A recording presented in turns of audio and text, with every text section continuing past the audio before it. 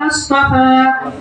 أما بعد، فقد قال الله تبارك وتعالى في كلامه المجيد والفرقان الحميد: يا أيها الذين آمنوا استعينوا بالصبر والصلاة إن الله مع الصابرين. صدق الله العظيم. وقال النبي صلى الله عليه وسلم: أصحابك النجوم بأيهم اقتديتم اهتديتم.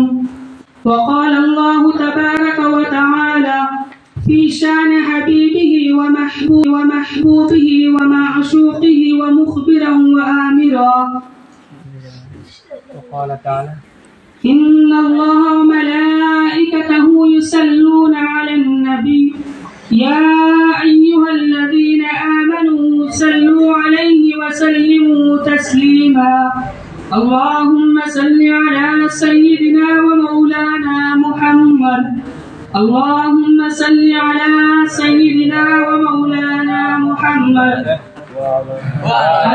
وعلى آله وأصحابه وسلم.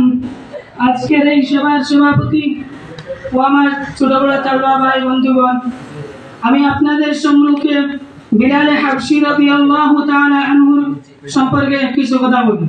আল্লাহ তাআলা যদি আমাকে তৌফিক দান করেন ইনশাআল্লাহ। হযরত বিলাল রাদিয়াল্লাহু তাআলা আনহু একজন বিখ্যাত সাহাবী ছিলেন, যিনি মসজিদে নববীর স্থায়ী মুয়াজ্জিন ছিলেন। শুরুতে একজন কাফির গোলাম আজাদ আসলাদান। সেই সময় উমাইয়া বিন খলফের গোলাম আসলো।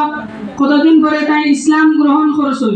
করার পরে উমাইয়া বিন খলফে তাকে ওরকম কষ্ট দিছে যে এরকম দুপুরের সময় বালু অত্যন্ত গরম।